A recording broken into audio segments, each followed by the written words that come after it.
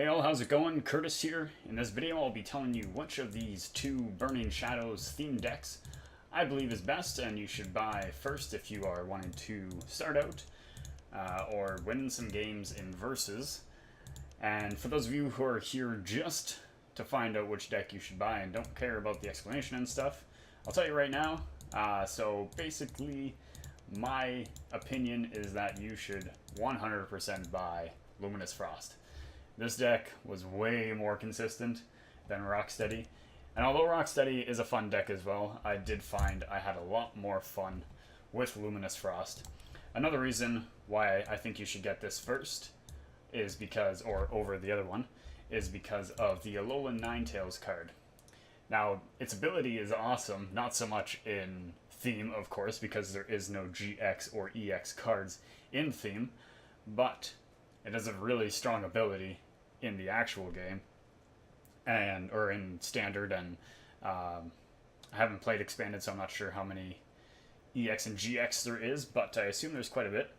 And its ability, or its attack is pretty good too, 80 damage for 3 energy.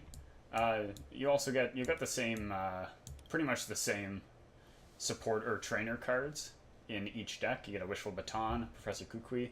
Lana's different in each deck, and a couple other differences. In this deck, Rocksteady, I didn't find necessarily anything to be super important outside of theme decks, so there's no real reason to push yourself to get this one, in my opinion. Now, statistically speaking, I played 20 games with both of these decks, so I could get a feel and kind of decide then which deck I thought was best. So statistically speaking as well, I did a hell of a lot better with Luminous Frost. With the Rocksteady deck, I went 9 with 9 wins of the 20 games that I played, which is only a 45% win rate. If you got a deck going under 50% win rate, there's something wrong with it.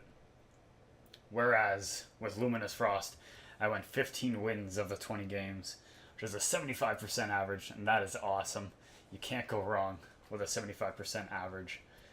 I'll be showing you some clips of my games and going through them after this, and going and explaining them and showing you the different ways you can win.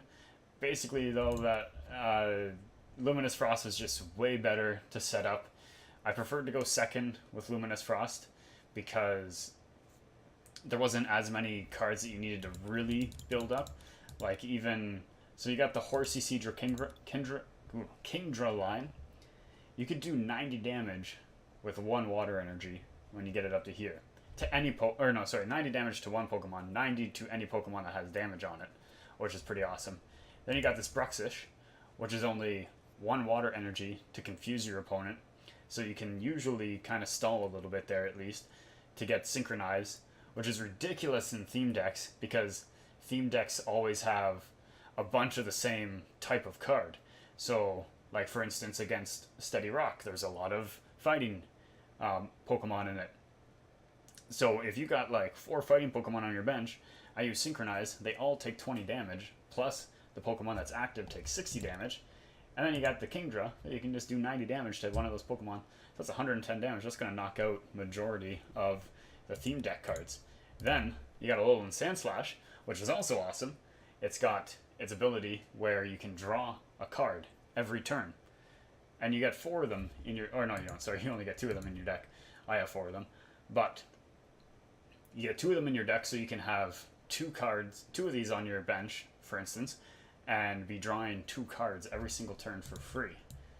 And then you got your Alolan line, Alolan Vulpix and Alolan Ninetales line, where the first ability, you don't have to have any energy, and you can put your opponent's active Pokemon to sleep.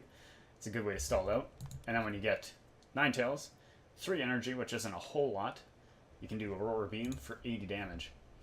Now looking over at Rocksteady, you can see that a lot of these cards require, well, more than 1 energy, which is alright, but then they need specific energy and lots of it.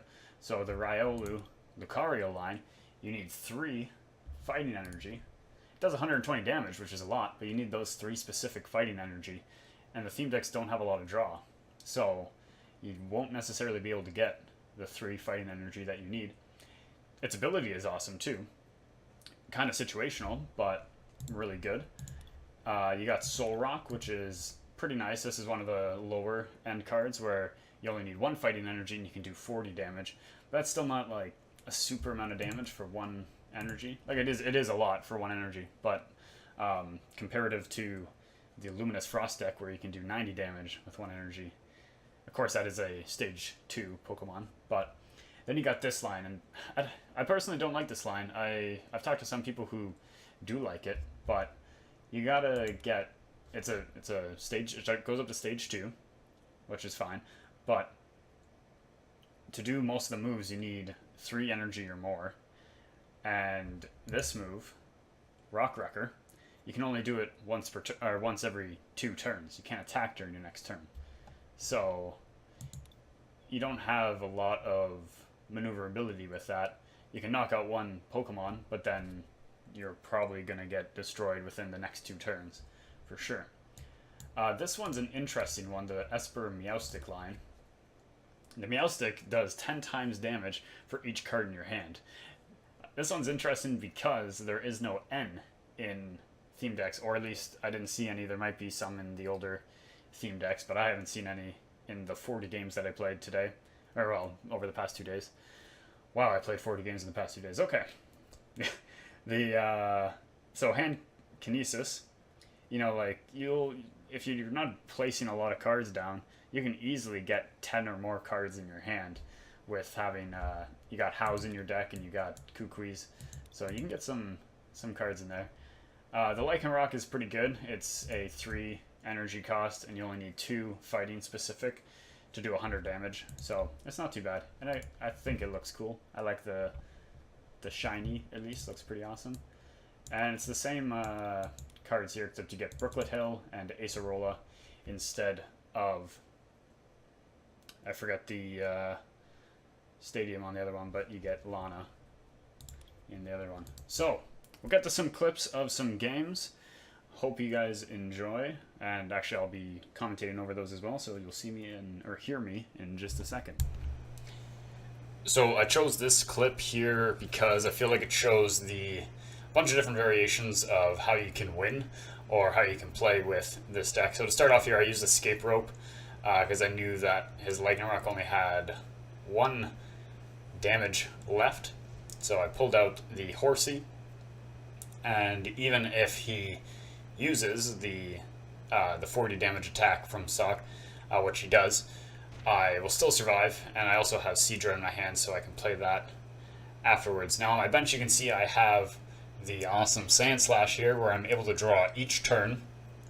This is extremely helpful. You can get so much that you want, and I'm able to evolve the Seadra here, who I can do 30 damage to any Pokemon, which is pretty nice, especially with the Kingdra being able to do 90 damage to any Pokemon who has damage counters on it. So I healed up there using Lana because Seadra only has 80 health and would have been KO'd with Sock next turn. I can retreat with only 1 cost on the Seadra, which is really good, and obviously use my draw, which you should use every turn unless if you're about to mill out. So because of that, because of the fact that there's only 1 retreat cost on actually quite a few of the Pokemon, even Alolan Ninetales is only a 1 retreat cost, I was able to knock out Sock by bringing the Alolan Ninetales out. So I do something pretty stupid on this turn, and I actually didn't realize it until just now when I was editing the video, or just a little earlier when I was editing the video. It's kind of funny because you can see my thought process at the time. So you'll see it here. I evolved the Kingdra the Seadra into the Kingdra. I use that awesome retreat cost of only 1 with the Alolan Ninetales to bring out the the Kingdra, sorry. Using the 90 damage here, where I can do 30 damage to one of the bench Pokemon. Now, the smart play, of course, would have been to do it on the Rockruff, because, as you can see here, when I go to click on the the Lucario being like, wait, okay, it does 30 damage to a bench poke. I clicked that, right? Why does it not work? It's because he was evolved last turn, and when he's evolved, he doesn't take any damage the next turn. But I didn't realize that, and I was so confused and a little mad. So I did get my 30 damage on the Lucario this time, but now Kingdra is very low on health, and the Lucario is able to do 120 damage, so it'll be knocked out here. But fortunately, I got a lot on my bench still that can help me, and because of that 30 damage that I was able to lay down, it's quite helpful. So here I put the Alolan Ninetales out because I was hoping to get a Kukui. I knew I would have 2 draws, so I'd have not a good chance. Well, there was only 14 cards left, I think. And I think I only had 1 Kukui left, so I guess that's not super great odds. But I didn't get it anyways. But fortunately, I used the Wishful Baton, I believe it's called. I actually have one sitting right beside me, so I can double check. Yeah, Wishful Baton. So I'm able to move my 3 energy onto my Bruxish that I just played. So this Bruxish, as I was talking about earlier, is pretty awesome because of its Synchronize attack that does 60 damage and 20 damage to all bench Pokemon of the same type. I didn't draw here because it was getting later in the game. I kind of had everything that I needed, or that I felt that I needed, and being at 12 cards, not that the game would likely last much longer, but it was still a bit risky. Now, this gets pretty scary because this is one of the big threats from the Rocksteady deck. So he gets the Meowstic from the Timer Ball here, and he would have only done 70 damage, so it wouldn't have knocked me out, but it would have been pretty scary if he had another energy there. He might have actually had an energy and just drawn because he knew he wouldn't be able to KO me. But here comes a bit of a risky situation here, because I know that he can knock me out this turn if I don't kill that. And I kind of have to just go with the Gnash Teeth here. That confuses my opponent's Pokemon. Go for that 50-50 coin toss, because I know he's going to have an energy now, for sure. And he's going to go for that knockout attack. So it all comes down to this coin flip right here, which I'm quite concerned about because it is really a 50-50 chance. And I get it. And with that, takes his 30 damage. I'm able to do the 60 damage using Synchronize to get the KO for the comeback victory. Alright, so this was a bit of an interesting start that I had with the Rocksteady deck, where I had the Esper and Meowstic in my starting hand. I didn't even have any other starting Pokemon, but I probably wouldn't have played another starting Pokemon because I knew that I was going to get my Meowstic turn 2. So since I went second here, I was able to also use Perplexing Eyes to change the weakness of my opponent's active Pokemon to Psychic. And I can see, as you can see here with my hand, I have 8 cards. I'm going to be drawing another one next turn, but I do have to play 2. So I'll be going up to 9 and then down to 7. So I'll be doing 70 damage times 2 because of the weakness of that Pokemon. So I play the Meowstic, and I will play, obviously, another energy on there so that I can use the awesome ability, or attack rather, Hand Kinesis, to do the 140 damage right there. Being able to take a prize card, and basically that was about it. That was all that my opponent could handle. As for the second game here that I have to show you, this one's a bit more of your standard game. So I got a pretty nice start as well once again, but as did my opponent. As you can see by their bench, it's pretty stacked up. So I put the Wishful Baton on the Lycanroc because I have Riolu on my bench. Now it's a key thing to keep your... there's no reason necessarily to evolve your Riolu into the Lucario, because of its, well, it has the ability that it won't take damage when you evolve it. So you might as well wait until you're ready to put it out on the field to evolve it, and you can still put energy on it and whatnot to repair. Now, of course, this could be bad in certain situations like Escape Rope, or if you're playing against the Luminous Frost deck, or Luminous, I think that's what it's called.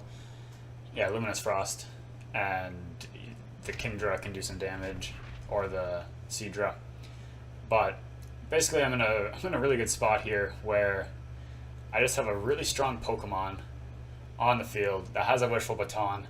So if it gets KO'd, I can switch it over. I can switch all the energy over to one of my bench Pokemon, which, once again, fortunately, I do have something set up to be able to do that. Now, this didn't happen a lot, and actually, this deck that I'm playing against is one of the biggest counters that I found to this deck. I lost a lot of games to it, mostly actually because, well, there was quite a few games that I lost to the Mimikyu.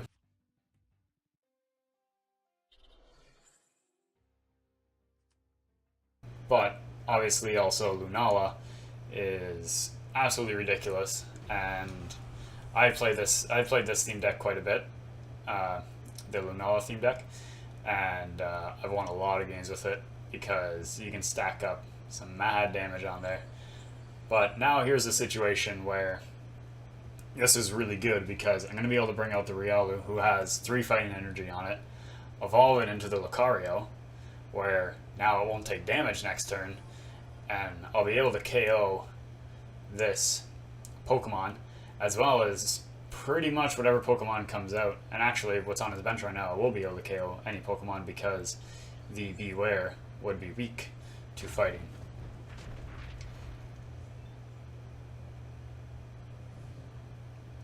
And with that being said, that's pretty much what my opponent realized, that there wasn't really a situation for him to come back. And once again, I will be getting a concede victory.